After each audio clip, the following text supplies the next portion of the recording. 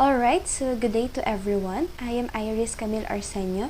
Together with my groupmates Ray Nicole Pamanyan and Andrea May Salmingo, we are going to discuss the French literature.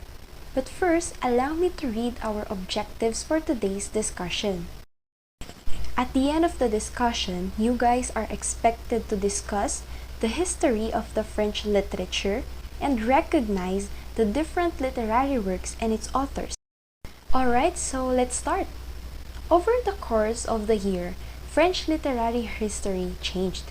French literary authors are likewise constantly working to build upon the advancements made by earlier French authors.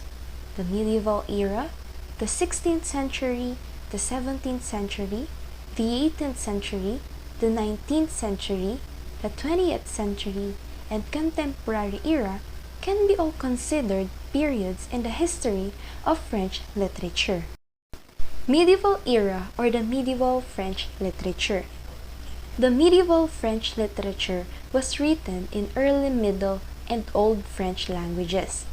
Medieval French literature was the literary works carried out between the 11th century and the 15th century. This period saw different genres of creative work carried out by poets, clerks, jongleurs, and writers. And some of the first work in Old French language were Eulalie and Canticle of Saint.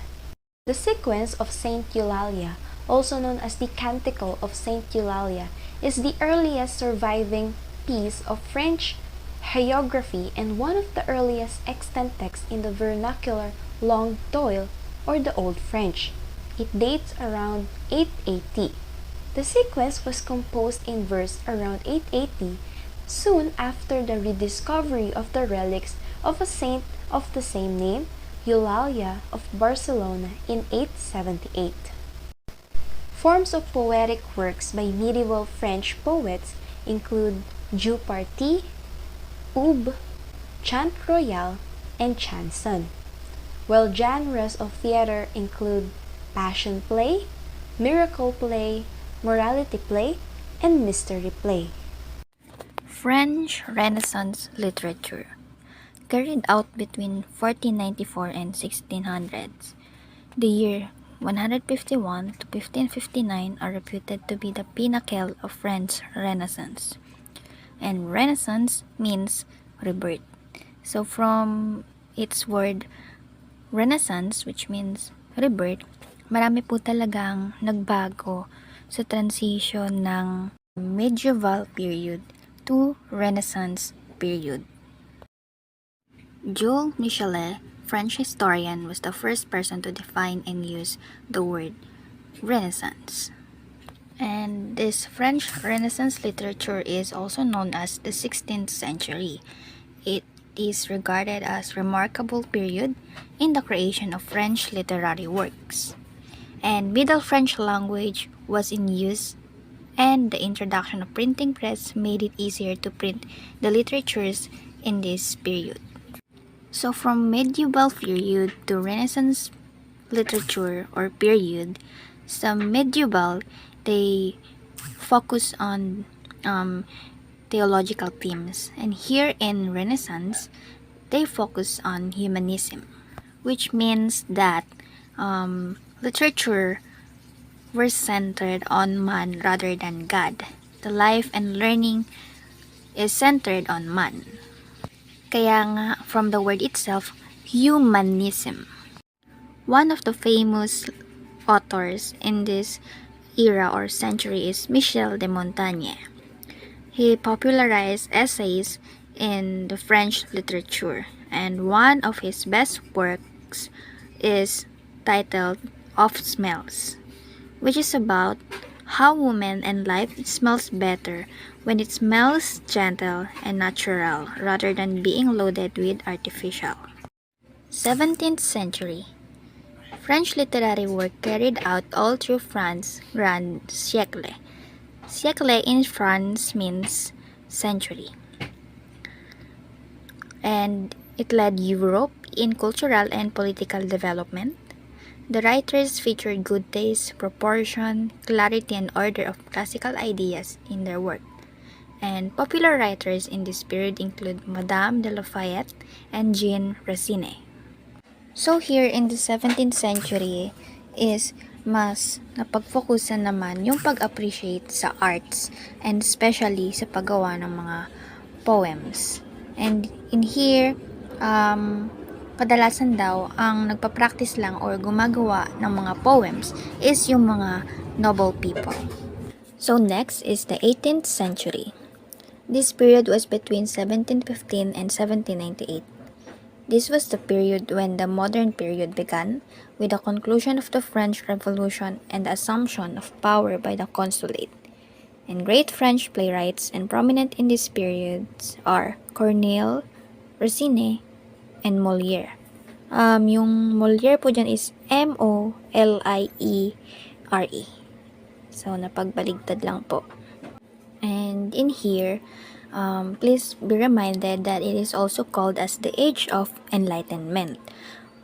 Again, Age of Enlightenment, wherein philosophers have questioned some existing institutions in this period.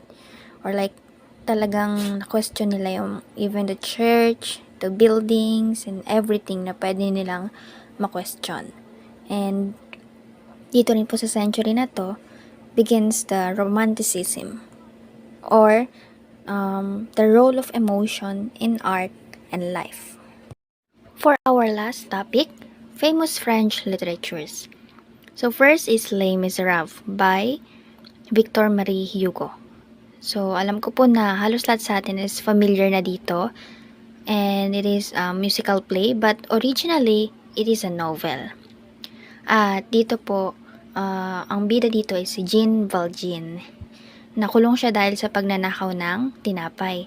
And then, siya yung is makakalaya na. But still, he is still under slavery of Javert. Correct me if I'm wrong po sa pag-pronounce ko. And dito, tinatakel or pinapakita yung social injustices sa atin, sa kung ano man yung estado mo sa buhay. At hanggang ngayon naman is observable pa rin sa paligid yung social injustices.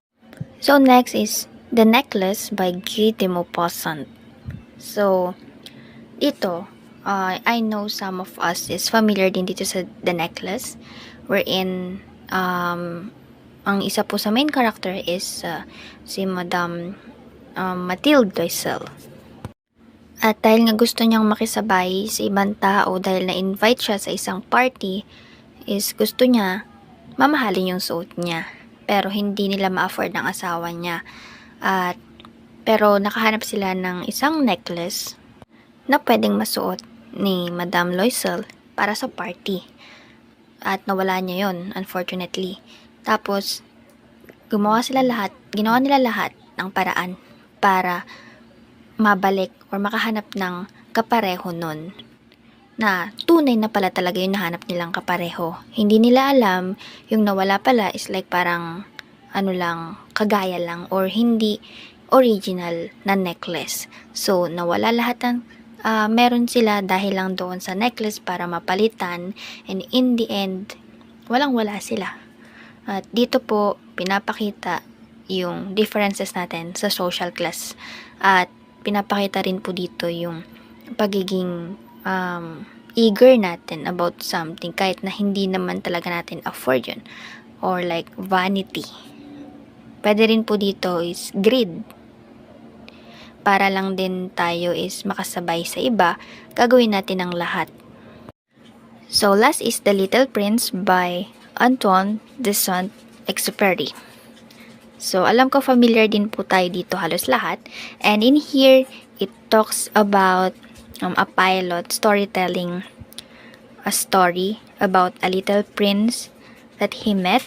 And yung little prince na yun is naglalakbay into many planets, including Earth. And sa Earth, he met a fox. And that fox taught the little prince things about friendship. And yung little prince na yun, all throughout his journey, lagi siyang may dalang rose. At dito po, pinapakita yung about importance of friendship as well as valuing things that we have in life. So that's all for our report. Thank you guys for listening. God bless. So good day everyone, I am Andrea May Salmingo and I will discuss about the 19th century to 20th century. So 19th century is French history centered between 1799 and 1940. This period saw the end of empire and monarchy as well as the development of democracy in France.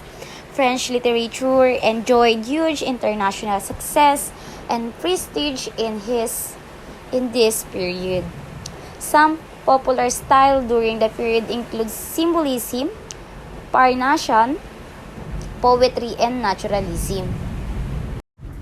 So for the 20th century history spanned from 90 to 1999. There were several developments in French literary works during the period. Some notable events that influenced literature during the period were Algerian Independence War, Far East and the Pacific, and imperialism in Africa and French colonialism as well as contemporary French literature. The contemporary French literature covers from years 2000 up till now. Some events during this period that has influenced French literature include racism, unemployment, immigration, violence, and terrorism. Contemporary French authors include Tristan Garcia and Christophe Platt.